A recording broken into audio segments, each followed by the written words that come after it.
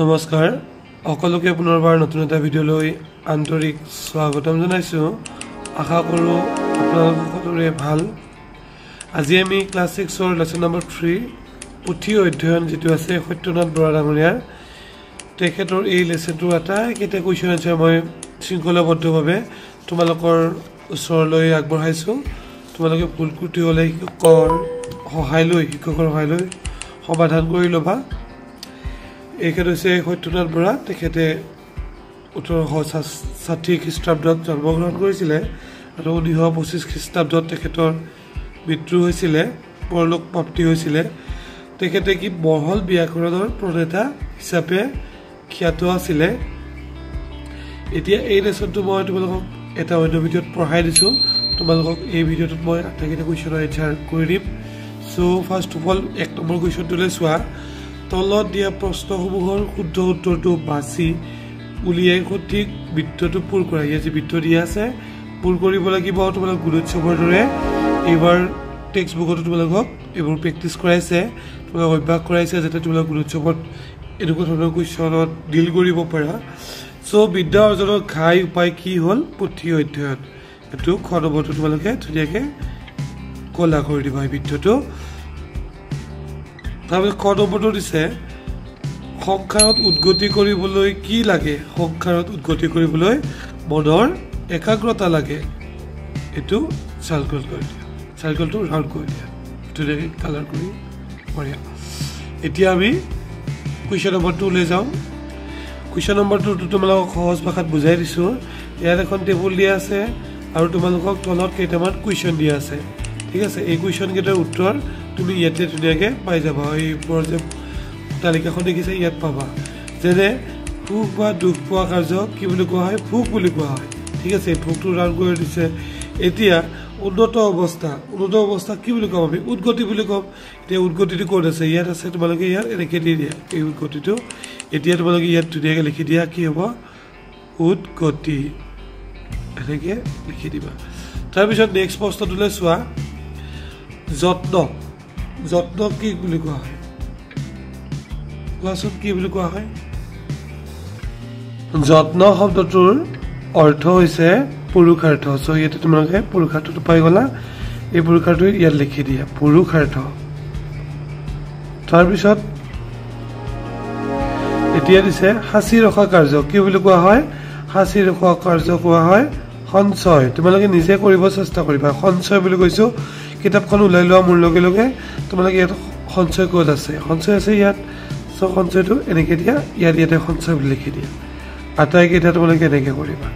next দিছে বিদ্যুৎ কি বুলি কয় বিজুলী বুলি কোৱা হয় আছে বিজুলী ধুনিয়াকে তোমালোকে নিজৰ সুবিধা মতে খুৱালা আখৰ কৰি লিখিবা তাৰ পিছত দিয়া আছে এবিধ বহুমূলীয়া মণি বা বাখৰ এটো হ'ব মণিক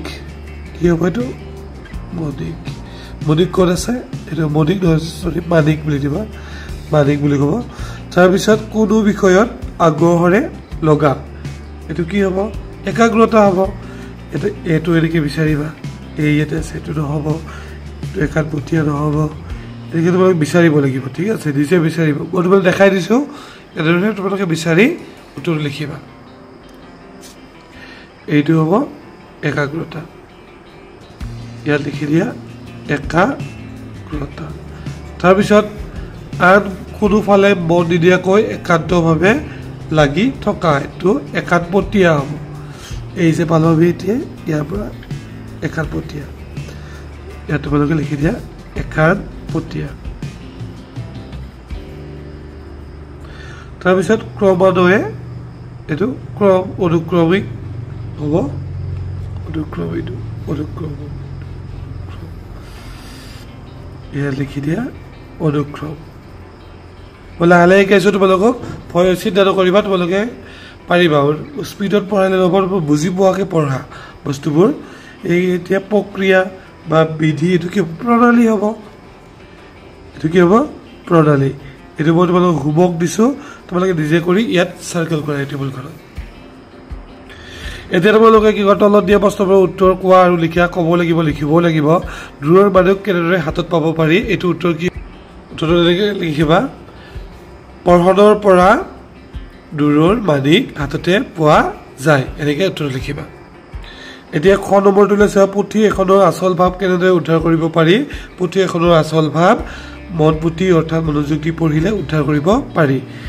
পুথিৰ বিদ্যা কিহৰ লগত তুলনা কৰিছে পুথিৰ বিদ্যাক থুপাই থোৱা ধনৰ লগত তুলনা কৰিছে ঘ নম্বৰ পৰলোকগামী পণ্ডিতসকলৰ বিদ্যা বুদ্ধি কেনেদৰে লাভ কৰিব পাৰি পৰলোকগামী মানে যিবিলাক মৃত্যু হৈ গ'ল এইবিলাক পৰলোকগামী বুলি কোৱা হয় পণ্ডিতসকলৰ বিদ্যা বুদ্ধি তেওঁলোকৰ ৰচিত পুথি পাঠ কৰি অপ্ৰায়সে লাভ কৰিব পাৰি এইকেইটা উত্তৰবোৰ দি দিছোঁ এনেকৈ লিখিবা এই দেখিছানে খ নম্বৰৰ পৰা এইটো খ নম্বৰ লিখিবা ঘ নম্বৰ লিখিবা খ নম্বৰ এটা দি দিছোঁ মই ভিডিঅ'টো এজ পাৰ ইউনিট পষ্ট কৰিবা আৰু উত্তৰকেইটা ধুনীয়াকৈ লিখিবা এতিয়া এইটো বহুত 4 নম্বৰটোলৈ তোমালোক চোৱা এতিয়া মানে কি বাক্যকাৰী ভাৱ বহলাই লিখিব দিছে চোৱাচোন এটা উদাহৰণ দিছে পঢ়নৰ পৰা দূৰৰ মানিক হাততে পোৱা যায় এইটো তোমালোক উদাহৰণ দিছে ইয়াৰ এইখিনিৰ পৰা যে লিখিছে এইখিনি হৈছে তোমালোকৰ ভাৱ বহলাই লিখিছে মানে উদাহৰণ দিছে এই সামান্য বাক্যকাৰীৰ ইমানখিনি ভাৱ ইয়াৰ মাজত সোমাই আছে ঠিক তেনেদৰে তোমালোকে ইয়াতে তিনিটা তোমালোকে কুৱেশ্যন দিয়া আছে এই তিনিটা কুৱেশ্যনৰো তোমালোকে ভাৱ বহলাই লিখিব লাগিব পুথিৰ বিদ্যা থুপাই থোৱা ধনৰ নিচিনা এই কুৱেশ্যনটো ভাৱ বহলাই কেনেদৰে লিখিবা এনেদৰে দীঘলকৈ লিখিব লাগিব ভাৱখিনি বহলাই লিখিব লাগিব থুৰাই থুপতে লিখি থৈছে তোমালোকে বহলাই লিখি ল'ব লাগিব মই দি দিছোঁ তোমালোকে এনেদৰে লিখা 4 নম্বৰ যি ভাৱ বহলাই লিখা এইকেইটাৰ উত্তৰ ইয়াত কৈ দিছোঁ তোমালোকে এনেদৰে লিখিবা পুথিৰ বিদ্যা থুপাই থোৱা ধনৰ নিচিনা আনে থুপাই থোৱা ধন হাতত পৰিলে আৰ্জনৰ দুখ কষ্ট ভোগ নকৰাকৈ ধনৰ ফল ভোগ কৰিব পাৰি সেইদৰে আনে থুপাই থোৱা বিদ্যা হাতত পৰিলে বিদ্যা অৰ্জনৰ দুখ কষ্ট ভোগ নকৰাকৈ বিদ্যাৰ ফল ভোগ কৰিব পাৰি প্ৰত্যেক পুথি একোজন মানুহৰ থুপাই থোৱা বিদ্যাৰ ভঁৰাল লিখকে বহুত যত্ন পুৰুষাৰ্থ কৰি এই ভঁৰাল পাতি থয় আমি কেৱল পুথিখন পঢ়িলেই তেওঁৰ আৰ্জিত আটাইখিনি বিদ্যা লাভ কৰিব পাৰোঁ এইখিনিলে তোমালোকে লিখি দিবা যে তোমালোক ক্লাছ 6ত পঢ়ি আছা তোমালোকে বহুত ডিপলি লিখিব নালাগে খ নম্বৰটো এনেদৰে লিখিবা 4 নম্বৰ খ এইটো লিখোঁতে ক'ৰ পৰা কৈছিলোঁ মই এইখিনি লিখিব নালাগে ইয়াৰ পৰা ইয়ালৈকে লিখিবা ঠিক আছে মই ইমান পঢ়ি নাথাকোঁ তোমালোকে এইখিনি লিখিলে এইটো 4 নম্বৰ খটো ভাৱ বহলাই লিখা হৈ যাব আৰু তোমালোকে যদি মন কৰা এইখিনি নেলেখি তোমালোকে এইখিনি তলত দিয়া ইয়াৰ পৰাও ষ্টাৰ্ট কৰিব পাৰা মই তোমালোক দি দিছোঁ মই বহুত পঢ়ি নাথাকোঁ এইখিনি তোমালোকে লিখি থকা প'ষ্ট কৰি লিখি থাকিবা জোৰে জোৰে পঢ়িবা ভালদৰে পঢ়া শুনা কৰিবা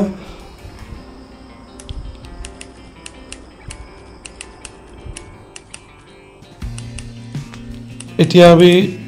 4 নম্বৰ গড়টোলৈ যাম সতংগৰ পৰা মানুহৰ সৎ স্বভাৱ জন্মে এই কুৱেশ্যনটোৰ এনচাৰ এনেদৰে তোমালোকে লিখিবা মানুহ এজনৰ চিন্তা চেতনা আচৰণ জীৱনৰ দিশ নিৰ্ভৰ কৰে তেওঁ কোনো মানুহৰ লগত অধিক সময় কটাইছে তাৰ ওপৰত সৎ লোকৰ সংগ থাকিলে তেওঁলোকৰ সৎ চিন্তা সদাচাৰ সহানুভূতি আৰু ন্যায়পথত অলপ আকাৰিকাৰ ভুল হৈ গৈছে চলাৰ গুণবোৰ নিজৰ অৱচেতন মনত প্ৰকাশ কৰে এইটো সংগত বুলি দিবা ত দিবা একাৰডাল কাটি দিবা ভিডিঅ' স্কিপ নকৰিবা মই আটাইকেইটা কুৱেশ্যন এনচাৰ দি আছোঁ বেলেগৰ ভিডিঅ' নাচালেও তোমালোকে এইটোৰ পৰাই ভিডিঅ'ৰ পৰা আটাইখিনি জ্ঞান অৰ্জন কৰিবলৈ পাৰিবা এতিয়া আমি 5 নম্বৰটোলৈ যাম সন্মানীয় ভিউৱাৰ্ছসকল এতিয়া আমি 6 নম্বৰটো কৰিম উদাহৰণৰ দৰে তলত দিয়া শব্দকেইটা ভাঙি লিখা অৰ্থাৎ যুক্তাক্ষৰ ভাঙাৰ দৰে এইটো শব্দকেইটা তোমালোকক ভাঙিব দিছে এটা বেদখলটো কি হ'ব বেদ যোগ খল হ'ব বেদ লিখা যোগ দিয়া খল হ'ব ঠিক আছে সুনামটো কি হ'ব সুযোগ নাম হ'ব তাৰপিছত বিখ্যাতটো কি হ'ব বিযোগ খ্যাত আওবাদটো কি হ'ব আওযোগ বাদ হ'ব এতিয়া 7 নম্বৰটো দিয়া আছে তলত দিয়া শব্দবোৰে বাক্য একোটাকৈ বাক্য ৰচনা লিখা বাক্য ৰচনা লিখোতে সাৱধান এটা কথা কি মনত ৰাখিবা এইটো শব্দটো যে দিছে এই শব্দটো যেতিয়া তুমি ইয়াত লিখিবা তাৰ তলত কিন্তু দুডাল ডেছ দিবা তেতিয়াহে বাক্য ৰচনাটো সম্পূৰ্ণ কমপ্লিট হোৱা বুলি বুজায় এতিয়া তোমালোকক মই বাক্য ৰচনাকেইটা লিখি দিছোঁ থোপাই পাৰ্গত একাগ্ৰতা পুৰুষাৰ্থ স্বভাৱ এইকেইটা মই নিজে হাতেৰে লিখি দিছোঁ তোমালোকে এনেদৰে লিখি শিক্ষকক এবাৰ দেখুৱাব এনেকৈ লিখিবা থোপাই পুথিৰ বিদ্যা থোপাই থোৱা ধনৰ দৰে পাৰ্গত ৰতন এজন পাৰ্গত ছাত্ৰ একাগ্ৰতা সকলো কাম একাগ্ৰতাৰে কৰিব লাগে পুৰুষাৰ্থ তেওঁ এই সফলতাৰ মূল চাবিকাঠি হৈছে তেওঁ পুৰুষাৰ্থ মানে যত্ন বুজি পাইছিলে এতিয়া অকণমান আগতে পুৰুষাৰ্থ অৰ্থটো পাইছোঁ যত্ন স্বভাৱ তেওঁ স্বভাৱ ভাল এনেদৰে দুডাল কৰি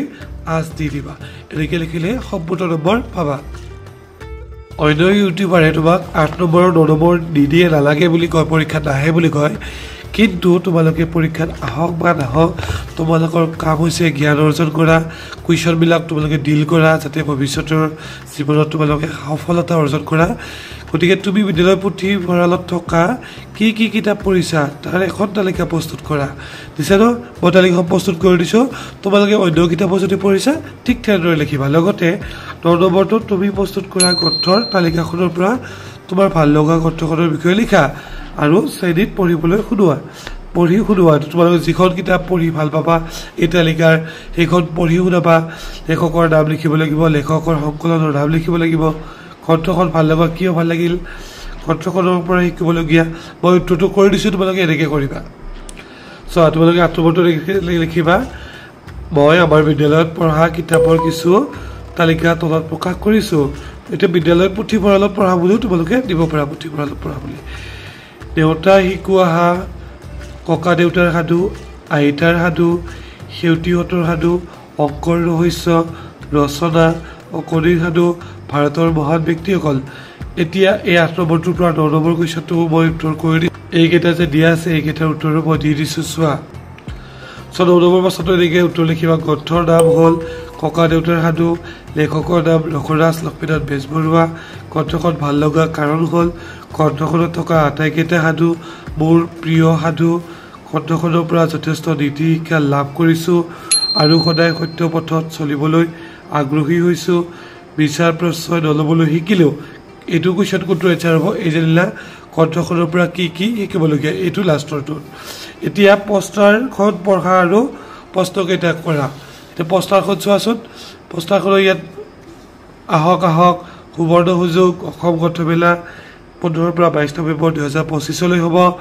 কোন অৱস্থান অসম বসু চিকিৎসা মহাবিদ্যালয় খেলপথাৰ খানাপাৰা গুৱাহাটী গ্ৰন্থমেলা খোলা থকাৰ সময় পুৱা 9 বজাৰ পৰা নিশা 9 বজালৈকে ইয়াত ৰাজ্যিক ৰাষ্ট্ৰীয় আৰু আন্তঃৰাষ্ট্ৰীয় পৰ্যায়ৰ 2 শতাধিক গ্ৰন্থ বিপণীয়ে অংশগ্ৰহণ কৰিব সকলো গ্ৰন্থতে 10% ৰেহাই দিব এতিয়া এই 5টা কুৱেশ্যনৰ তোমালোকে উত্তৰ লিখিব লাগিব অসম গ্ৰন্থমেলা কেতিয়াৰ পৰা আৰম্ভ হৈছিলে এতিয়া 15 নৱেম্বৰৰ পৰা আৰম্ভ হৈছে 15 নৱেম্বৰ 2025 পৰা গ্ৰন্থমেলাখন ক'ত অনুষ্ঠিত হ'ব স্থানটো দিয়া আছে ক'ত অনুষ্ঠিত হ'ব অসম পশু চিকিৎসা মহাবিদ্যালয় খানাপাৰা গুৱাহাটীত তাৰপিছত গ্ৰন্থমেলাখন কেই বজাৰ পৰা আৰম্ভ হ'ব সময় পুৱা 10 বজাৰ পৰা গ্ৰন্থমেলাখনত বিপণী কিমান শতাংশ ৰেহাই দিছে সকলো গ্ৰন্থ 10% ৰেহাই দিছে গ্ৰন্থমেলাখনত কিমান শতাংশ বিপণীয়ে অংশগ্ৰহণ কৰিছে ইয়াত 2 শতাধিক গ্ৰন্থ বিপণীয়ে অংশগ্ৰহণ কৰিছে ইয়াত উত্তৰ কেনেকৈ লিখিবা মই ইয়াত উত্তৰ ক খ গ ঘ দি দিছোঁ কৈয়ে দিছোঁ মই উত্তৰকেইটা এনেদৰে তোমালোকে লিখিবা মই লিখিও দিছোঁ কৈও দিছোঁ ঠিক আছে এতিয়া এইটো ঘৰলৈ আছে উঙটোও মই দি দিছোঁ উঙটো এনেকৈ গ্ৰন্থমেলাখন 2 শতাধিক গ্ৰন্থ বিপণীয়ে অংশগ্ৰহণ কৰিব এই লাষ্টৰটো উত্তৰটো ঠিক আছে এতিয়া 11 নম্বৰ প্ৰশ্নটো চোৱা পাঠ্যপুথিৰ বাহিৰে তোমালোকৰ ঘৰত আন কি কিতাপ বা পুথি পঢ়িছা বা আছে পুথিসমূহৰ এখন তালিকা প্ৰস্তুত কৰা তোমালোকৰ ঘৰত যি পুথি আছে তালিকা প্ৰস্তুত কৰিবা সেই পুথিবোৰ তুমি বা ঘৰৰ সদস্যই কেনেদৰে সংগ্ৰহ কৰিছে লিখা এতিয়া তোমালোকে কিতাপৰ বিপণীৰ পৰাও পুথিবোৰ সংগ্ৰহ কৰিব পৰা বা পুথিভঁৰালৰ পৰা জিলা পুথিভঁৰাল অসম পুথিভঁৰাল ঠিক আছে বা গ্ৰন্থমেলা বা যিকোনো বিপণী কিতাপৰ দোকানৰ পৰা যেনেকৈ তোমাৰ দেউতা বা তুমি সংগ্ৰহ কৰিছা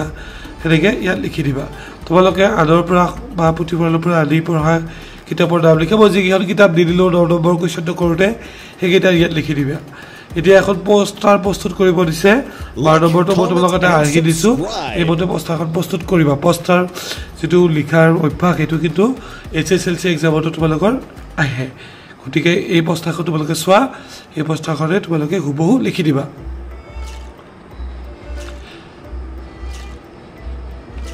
সো তোমালোকক বহুত বহুত ধন্যবাদ ভিডিওটো শেষলৈ চোৱাৰ বাবে আশা কৰিছোঁ তোমালোকৰ ভিডিওটো অলপ হ'লেও আন ভিডিওতকৈ উপকৃত হৈছা মই ইয়াৰ পিছত তোমালোকৰ নেক্সট লেচনটো টাচ কৰিম ৰৌগৈ বলা গছৰ পুলি ইয়াৰে আটাইকেইটা কুৱেশ্যন আনচাৰ তোমালোকক কৰি দিম লগতে বিজ্ঞান ইংৰাজী অংক আটাইকেইটা বিষয়ৰ কুৱেশ্যন আনচাৰ মোৰ চেনেলটো পাবা এতিয়াই ছাবস্ক্ৰাইব কৰি দিবা সকলোকে দিনটো ভাল হোৱাৰ আশাৰে লগতে পুনৰ লগ পোৱাৰ আশাৰে আৰু সকলোৰে পৰীক্ষা ভাল হোৱাৰ আশাৰে আজিলৈ ইমানতে এৰিছোঁ বহুত বহুত ধন্যবাদ